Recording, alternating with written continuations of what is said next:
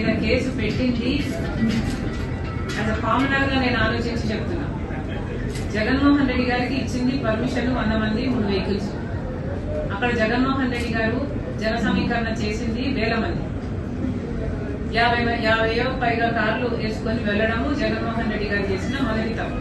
రెండో తప్పు, జగన్మోహన్ రెడ్డి గారు సైడ్ బోర్డు మీద నిలబడి కాన్వాయ్ సాగుతుండగా ఈయన షేక్ హ్యాండ్ ఇయ్యబోయారు. జనం అటువైపు నుంచి జగన్మోహన్ రెడ్డి గారికి షేక్ హ్యాండ్ ఇవ్వాలని ఆయన మీద పడుతున్నప్పుడు ఆ తోపులాట్లో జనమంతా కారు దగ్గరికి వచ్చే క్రమంలో ఒక మనిషి కారు టైర్ల కింద పడి అది చూసుకోకుండా ఆ డ్రైవర్ ఈడ్చుకొని వెళ్లడము తప్పు. బేసిక్ గా ఇక్కడ ఉల్లంఘన జరిగింది డ్రైవర్ వల్లే, కాదని ఎవరు అంటలేదు. ఇది యాక్సిడెంటే, డ్రైవర్ కూడా కావాలని చేశారని ఎవరు అంటలేదు.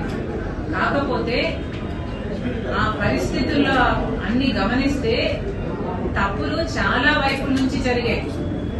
పోలీసులు 100 మందితో వెళ్ళమంటే 1000 మంది లేకపోతే 1000 మంది అక్కడ ఎందుకున్నారు? జగన్మోహన్ రెడ్డి గారు సైడ్ బోర్డు మీద ఎందుకున్నారు? యాక్సిడెంట్ జరిగి ఆ మనిషి టైర్ కింద పడితే పక్కన మనుషులు కారు ఆపమంటే ఆ మనిషిని పక్కకు లాగి పడేసి మళ్లీ కాన్వాయ్ వెంటనే సాగిపోవడం ఏమిటి? కనీసం 2 నిమిషాలు ఆగి ఆ మనిషి ఎలా ఉన్నాడు, ఆ మనిషికి ఏమైంది, ఆ మనిషికి వెనకాల అంబులెన్స్, వాళ్ళ టీంలో అంబులెన్స్ ఉంటే అంబులెన్స్, లేకపోతే ఏదైనా చేయాల్సిన అవసరం ఉంది కదా.